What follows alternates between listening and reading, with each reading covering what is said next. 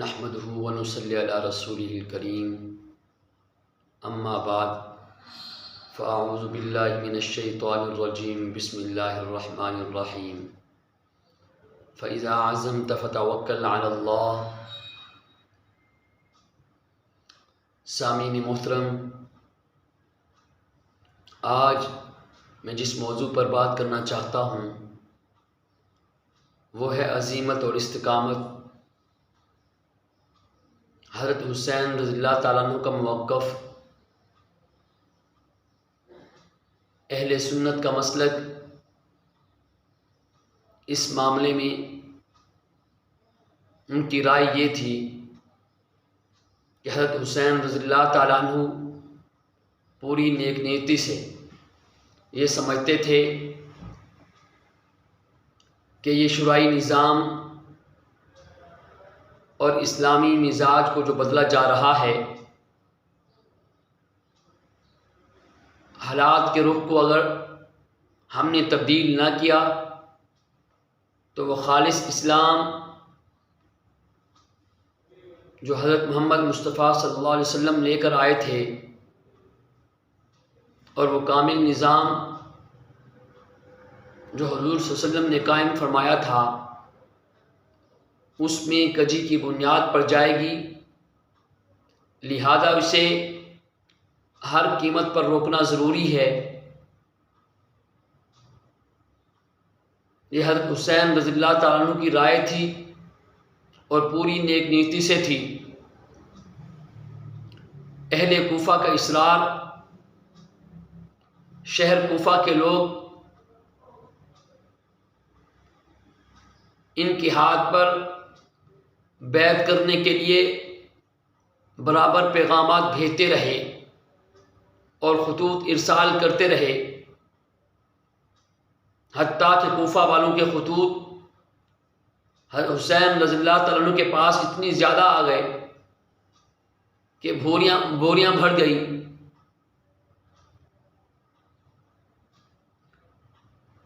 یہاں یہ بات بھی ذہن میں رہے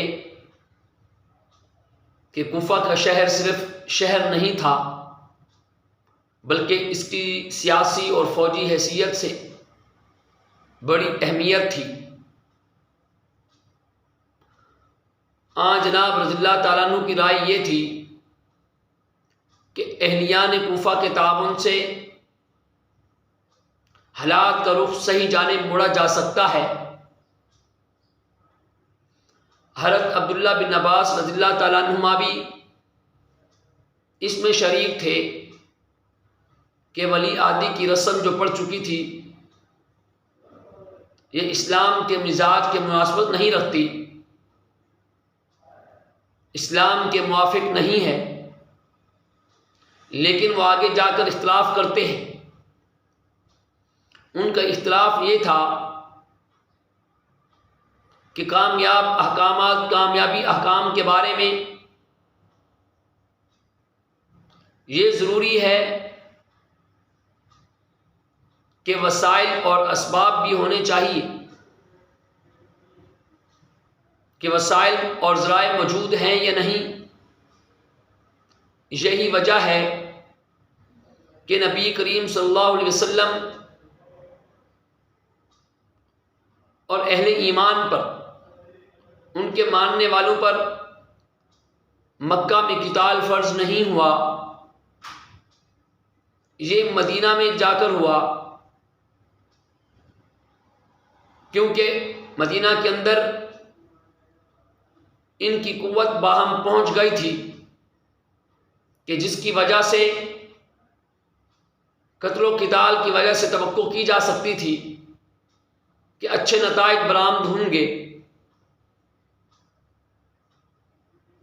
تو یہی وجہ ہے کہ حضرت ابن عباس رضی اللہ تعالیٰ عنہ کی رائے یہ تھی کہ حضرت حسین رضی اللہ تعالیٰ عنہ کو کوفہ والوں کی دعوت قبول نہیں کرنی چاہیے، اور وہ باصرار منع کرتے رہے۔ لیکن حضرت حسین رضی اللہ تعالیٰ عنہ کی رائے یہ تھی کہ کوفہ والوں کی دعوت قبول کر لینی چاہیے، کیونکہ ان کی تعداد اتنی کثرت سے ہے کہ اگر وہ ان کی ہاتھ پر بیعت آمادہ کرنا چاہتے ہیں تو اس رخ کو تبدیل کیا جا سکتا ہے، کیونکہ کوفہ کا شہر جس جگہ واقع ہے وہ انتہائی اہم جگہ ہے۔ اس جگہ سے اس شہراء کو کنٹرول کیا جا سکتا ہے جو شام اور ایران کی طرف جاتا ہے، لیکن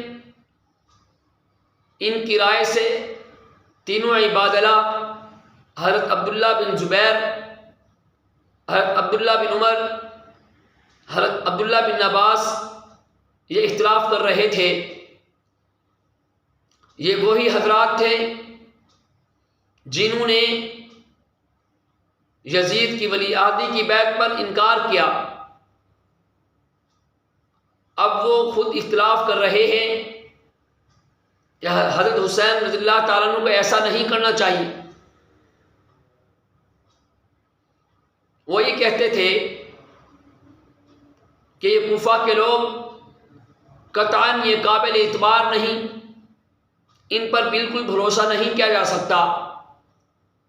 یہ وہی لوگ ہیں جو آپ کے والد حضرت علی رضی اللہ تعالیٰ عنہ کے ساتھ کیا کچھ کرتے رہے، یہ وہی ہیں جو آپ کے برادر محترم حضرت حسن رضی اللہ تعالیٰ عنہ کے ساتھ کر چکے۔ ان پر آپ کو بالکل بھروسہ نہیں کرنا چاہیے۔ یہ ہم نہیں کہہ سکتے کہ دل تو ان کے آپ کے ساتھ ہوں گے، لیکن ان کی تلواریں آپ کی حمیت میں نہیں ہیں۔ تھوڑے سے دباؤ یا خوف اور لالچ کی وجہ سے ان کی تلواریں آپ کے خلاف اٹھ سکتی ہیں، لیکن حضرت حسین رضی اللہ تعالیٰ عنہ کا وہ عظیم استقامت کے پیکر، وہ اللہ رب العزت کے اس فرمان پر فَإِذَا عَزَمْتَ فَتَوَكَّلْ عَلَى اللَّهِ، سب سے پہلے انسان کو